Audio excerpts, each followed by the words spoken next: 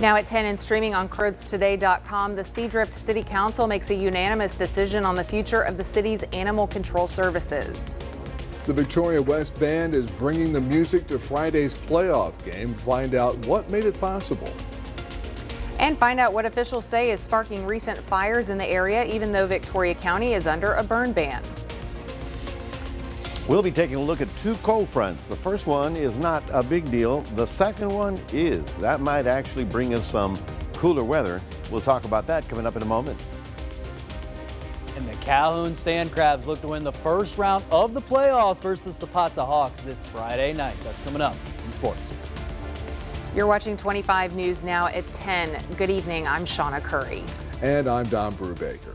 A 31-year-old man is charged with sexual assault of a child. Victoria County deputies arrested 31-year-old Jorge Moran Tejada of Navasota on a charge from Grimes County. He's in the Victoria County Jail in lieu of $500,000 bond. A 28-year-old woman faces a charge of endangering a child, imminent danger. Wharton police arrested Cindy Lopez of Wharton on 7 total charges. She's in the Wharton County Jail in lieu of $90,500 bond. The Victoria West High School band will be heading to this Friday's playoff game thanks to an anonymous donation that was enough to fully fund the trip. Additional contributions from community members and businesses have also helped to make this possible. If the football team wins Friday and advances in the playoffs, the band's booster club will keep accepting donations to support the band's future trips. District officials say they're grateful for the strong community support that makes opportunities like these possible for these students. And this brings us to our viewer poll for today. Do you plan to financially support the Victoria West High School band's travel with the football team? Yes, it adds excitement and support for the team, or no, it's too costly to continue funding. And overwhelmingly 78% of you say that you are not going to be contributing financially to their travel expenses to be able to cheer on the team. But you can still vote at crossroadstoday.com/vote. Thanks to everyone who has voted tonight. The city of Seadrift is suspending its animal control service after a unanimous decision in tonight's city council meeting. 25 News Now reporter Trenton Whiting was at that meeting tonight and has more details. Trenton. Don, Shawna, thank you. The Seadrift City Council confirmed today during a pretty contentious meeting that they will temporarily suspend the city's animal control services. Seadrift's current animal control officer is not certified by the state, making the city liable for any damages in potential cases of wild animal violence. County commissioners have the power to create an exemption to remove certification requirements for city animal control officers. But the council emphasized the importance of the training. Several residents at tonight's meeting were vocally displeased with the decision to suspend the service, but the city says they'll immediately look at alternative options through contracts, starting with potentially starting a memorandum of understanding with Port Lavaca Animal Control. Alderman Paul Gonzalez says the suspension will be until the officer can attend official certification classes and register with the state. To be falling under state guidelines, we have to have a certified animal control officer. Roads have a pretty large population of stray animals roaming the streets. At least for now, there won't be a department in Seadrift addressing that issue. Don, Shawna, back to you. All right, thanks a lot, Trenton. Well, the unusually dry weather in the Crossroads is moving toward dangerous levels. Burn bans are in place for most South Texas counties, including Victoria County, along with a disaster declaration from Governor Abbott. With no rain in the forecast, the threat of a fire getting out of control is very high. Victoria County Fire Marshal Richard Castillo says asks everyone that is to be aware, and says just one spark is all it takes to get a fire started. We are that critical right now that any type of spark, even from a lawnmower hitting a rock while you're mowing the yard, could possibly start a grass fire. Castillo says all outside burning is against the law during a burn ban, except burning inside a barrel in a non-grassy area topped with a screen cover.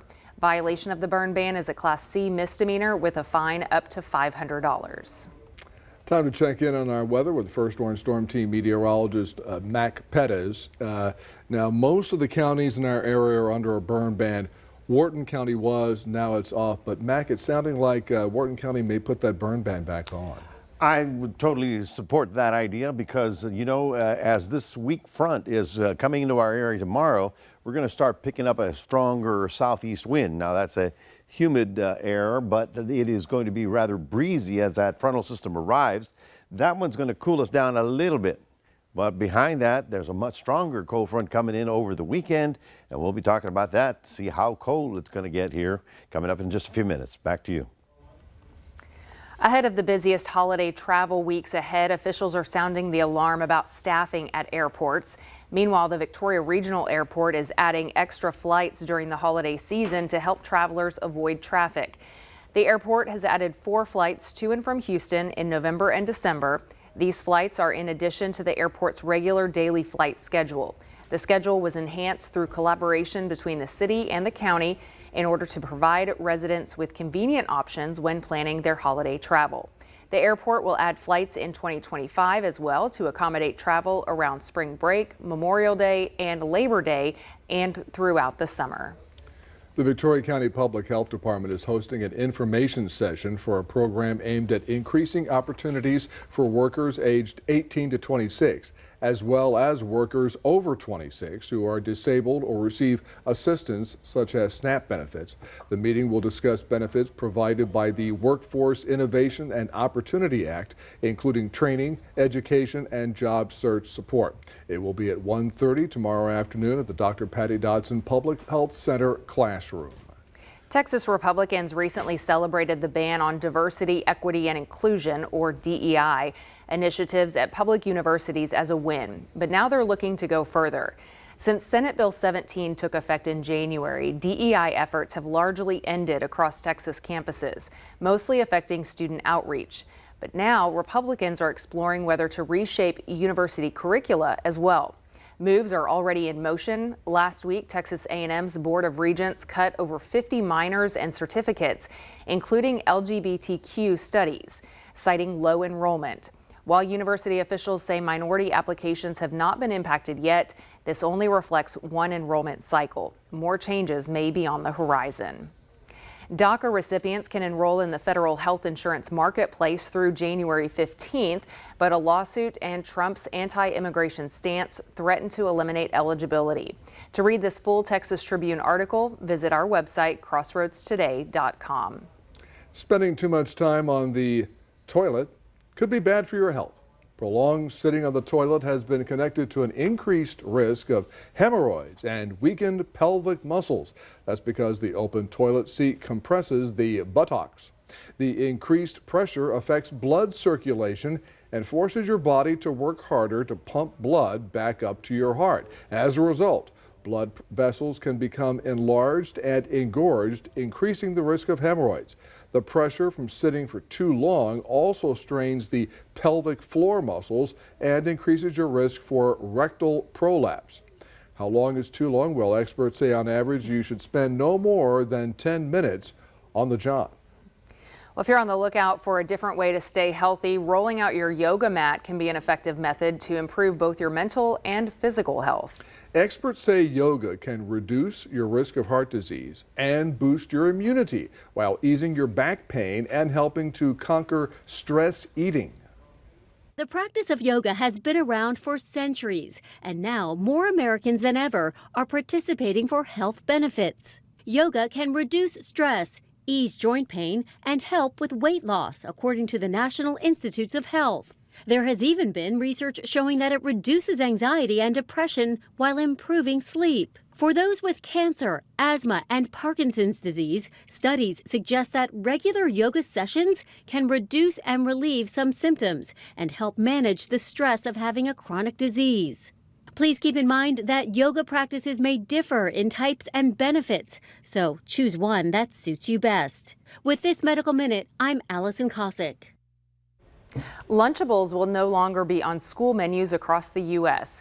Kraft Heinz announced today it's pulling the meal kits from the National School Lunch Program due to lower than expected demand. This decision follows Consumer Reports testing that found high sodium and trace levels of lead and cadmium in school versions of the grocery store snacks. Although none exceeded federal limits, high sodium can raise blood pressure, according to the CDC. Kraft Heinz says it may revisit the idea in the future. The National School Lunch Program provides low-cost and free lunches to millions of students. A former Air National Guard member who pleaded guilty to leaking highly classified military documents about the war in Ukraine has been sentenced. That's coming up next. Also ahead on 25 News Now at 10, the judge in Donald Trump's criminal hush money case decides whether to throw out Trump's conviction based on presidential immunity.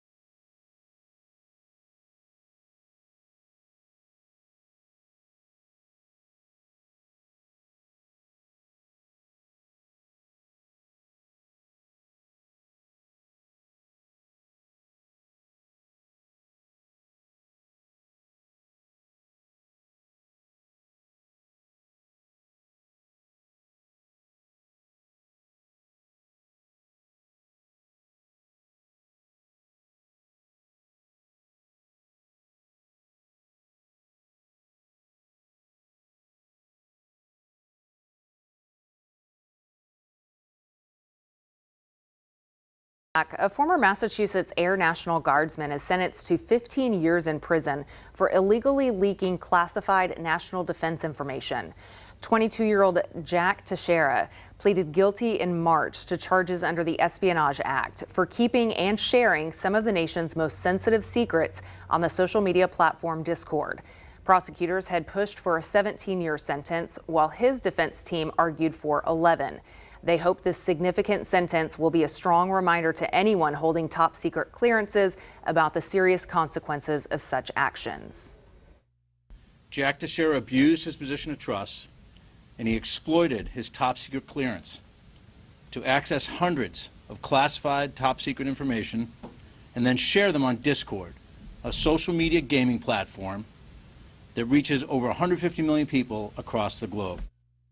Teixeira was part of the 102nd Intelligence Wing at Otis Air National Guard Base, where he worked as a cyber transport systems specialist responsible for military communications networks. 1 week after a sweeping win in the presidential election, a New York judge agrees to delay a decision on whether or not to dismiss President-elect Donald Trump's hush money election interference conviction. Trump was convicted of 34 felony counts of falsifying business records in an effort to hide a payment to adult film actress Stormy Daniels before the 2016 election. Trump's push to throw out the conviction is based on the U.S. Supreme Court decision on presidential immunity. ABC's Rena Roy has more. A big decision put on hold today concerning President-elect Donald Trump's criminal hush money case. A New York judge agreeing to delay his determination on whether the U.S. Supreme Court decision on presidential immunity applies to Trump's conviction. According to today's court filing, Trump's attorneys and prosecutors requested more time to recommend the next steps for the case, given the outcome of the election. It comes several months after a jury found Trump guilty of charges related to a payment before the 2016 election to silence adult film actress Stormy Daniels about their long-denied affair. Trump and his legal team now arguing that conviction should be thrown out. As many people are saying that there is now going to be a convicted felon in the White House. If this is reversed and no longer is a case against Donald Trump, that conviction would be wiped away as well. While the $130,000 payment was made before Trump became president, he's claimed prosecutors filled glaring holes in their case with evidence that related to his official acts, which the Supreme Court ruled off limits. Prosecutors said the evidence in question, including Trump's conversations with then White House Communications Director Hope Hicks, amounts to only a sliver of the mountains of testimony and documentary proof available to the jury. They've also argued that the case centers on entirely personal conduct with no relationship whatsoever to any official duty of the presidency. What the prosecution is arguing is about President Trump trying to get elected, so his actions fall outside of the presidential immunity. But the defense is saying that some of the tweets, some of the conversations, like with Hope Hicks, does fall into that immunity, and therefore this case should be thrown out or at the very least retried. Judge Juan Merchan giving prosecutors until next Tuesday to make a decision. If the judge does in fact toss it, he could order a new trial or dismiss the indictment. If Judge Merchan upholds the conviction, he must decide whether to go forward with sentencing later this month as scheduled. Trump, in theory, faces up to 4 years in prison. Rena Roy, ABC News, New York. The FAA grounded all flights to Haiti for a month after 3 U.S.-based airliners were struck by bullets over Port-au-Prince amid rising gang violence. American Airlines, Spirit Airlines, and JetBlue each reported bullet damage to planes returning from Haiti, with one Spirit crew member sustaining minor injuries. Haitian authorities suspended Port-au-Prince flights for a week, while the FAA has banned U.S. civil flights in Haitian airspace below 10,000 feet for 30 days. Well, we're looking at 61 degrees right now. Skies are fair, but the humidity is high, so we're likely to have that fog and low clouds that we had this morning again tomorrow morning. So just consider that if you're going to be driving early in the morning. Otherwise, today we had a high of 86. It's supposed to be about 75. Our record is 93, and we've got no rain. That's kind of the problem that we see through the next 5 to 6 days. But on that 7th day, we've got a big, strong cold front. We'll be talking about that coming up after this.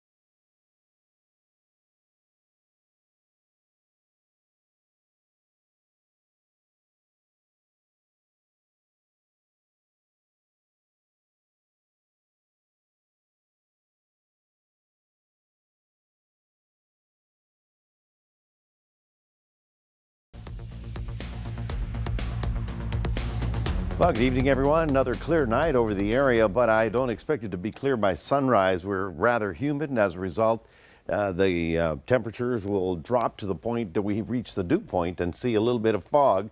So especially those of you along the coastal areas, do watch out in the morning.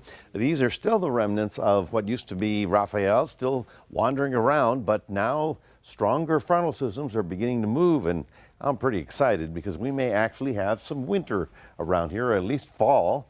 What we're looking at, of course, is frontal system number 1, which is in New Mexico tonight. That's a big winter storm rolling through Colorado. That front will drift through here tomorrow night, but it's not a huge front, and the temperature will only drop a few degrees. However, this time of year, we start looking to the northwest because these are big, strong, powerful winter storms that are going to roll through the west, roll through the Rockies, and eventually get to our area. I believe this one will actually bring us some cooler weather. Yes, temperatures topping out in the 60s in about 8 to 9 days. So, you know, hold on. You may actually need a sweater sometime soon. Otherwise, we were talking about the fire burn bans across the crossroads. There's Wharton that was on, then they took it off, and now they put it back, likely to put it back on again, likely. And I think it would be a good idea. It's this time of year, everything's going dormant and dry, and as a result, we haven't had any significant rainfall. We had a little drop, a few thunder showers out there, but not enough to really knock the drought out of the situation. Now, we're looking for another warm day tomorrow. The slightly cooler temperatures won't arrive till Thursday, and then we'll watch and wait. Now, here's another thing we got to watch and wait. This is the potential, 90% potential, that within 5 days we will have another tropical storm down here. The computer models then take it a very interesting path. In fact, the path would be to go right up the same path that Rafael took. Through the Gulf of Mexico and then into Florida. So we'll watch and wait for, and they certainly have to watch and wait for that, but that could be Tropical Storm Sarah, S-A-R-A, coming up in a couple of days. So that is a very strong, interesting development. So let's take a look at your forecast tomorrow in Port Lavaca, Calhoun County. This, of course, includes sea drift, you know. We're looking for a high temperature of about 85. That's pretty warm for the coastal areas. Inland areas, even warmer than that, 87. Lots of sun, lots of humidity, and then things change. First, we've got that little front. That'll knock us down only to about 80 degrees. Wow, that's a cooling trend. And then we have a fairly quiet, warm weekend in the mid-80s, but then here it is. Monday night, we start seeing a lot of clouds begin to pile up ahead of the frontal system. The frontal system should come in sometime Tuesday, but after that, we're talking 80 here on Tuesday. On Wednesday, it'll probably be about 70. And then we may have some 60s as high temperatures coming in later next week. That's our 7-day forecast, reminding everybody we do have a QR code. Love for you to scan that and put Crossroads Today on your phone. Here's Max with sports. All right, thanks, Mac. Tonight we had some basketball action with Victoria West. They're trying to get hopefully their first win here of the season. I'll let you know if they did coming up in sports.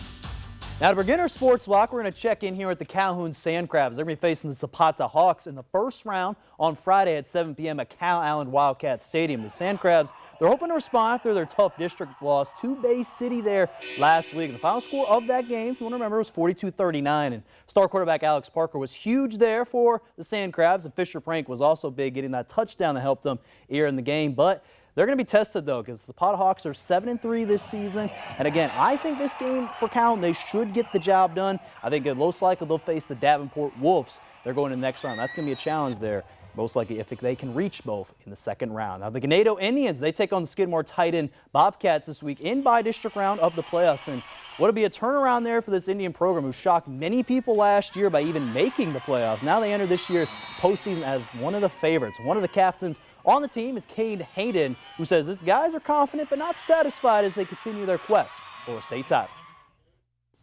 I think the belief, which we have a bunch of strong, mentally strong people on the team. It started with Coach Urban and it's trickled down and spread throughout the whole team.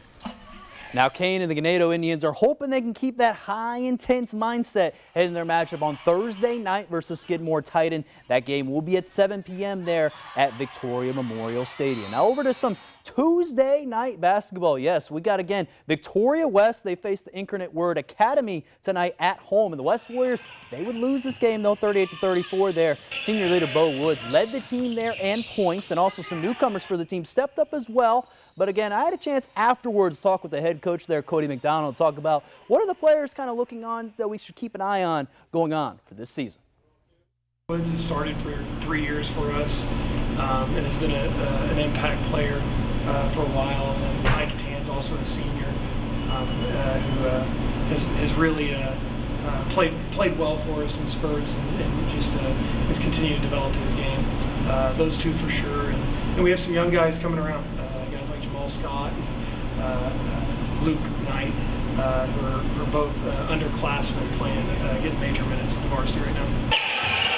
Got on the West squad are hoping to get their first win here this season. They're right now 0-2 right now, but they do play back on the road versus Fort Bend Willow Ridge. That game will be on Friday nights. And then also now we're going to look at the college football playoff. They released their rankings here tonight, and here is the top 10. We're first going to look here at the top 6, with Oregon still being at number 1, Ohio State being there at number 2, Texas at number 3, Penn State at number 4, but Indiana, yes, they jumped up to number 5 now in the rankings. BYU also jumps up to number 6 there, and they're undefeated there at 9-0. Then this is the rest of the top 10 here. Tennessee is at number 7, Notre Dame's at 8, Miami, Florida is at 9, and Bama, after their win over LSU, gets up to number 10 there in the top 10. So a couple of interesting surprises. Again, Indiana undefeated this season. They got a big showdown with Ohio State. Can't wait to watch that game for sure there next week. And then also, again, you got good matchups as well. Tennessee plays Georgia this week, so could see a couple changes going into the next round of the playoff rankings. And also tonight,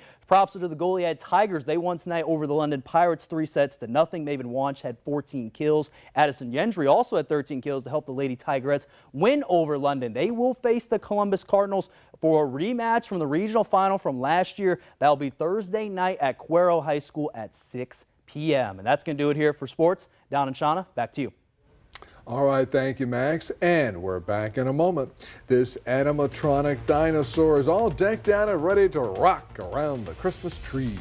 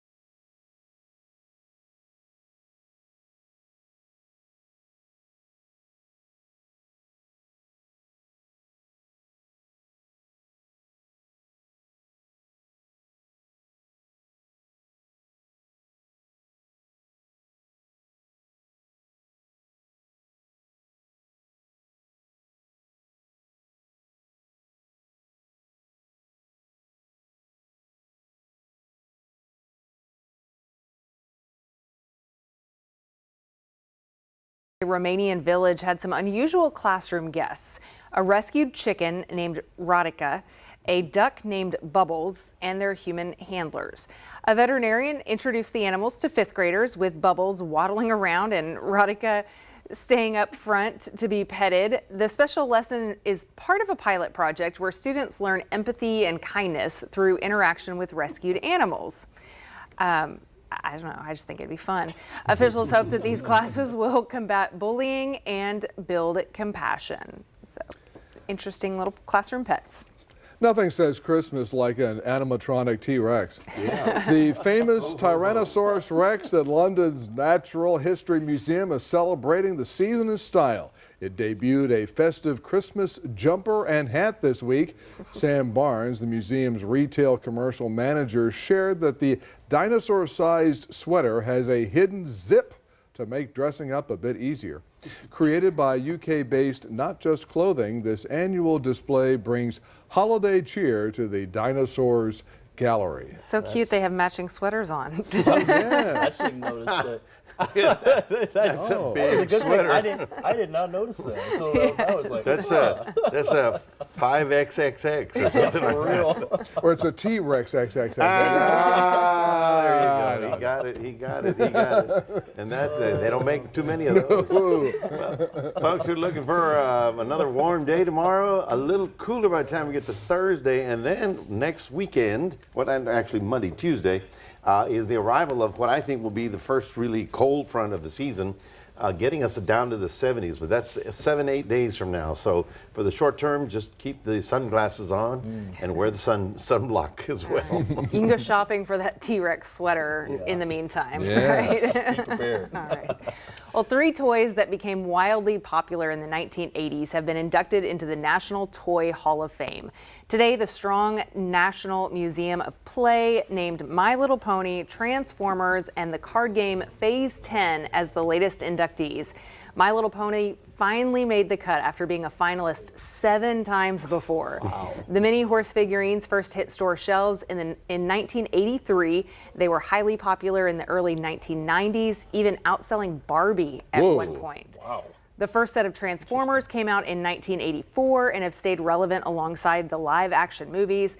And the best-selling Phase 10 card game launched in 1982. I had no idea. I thought that was a newer game.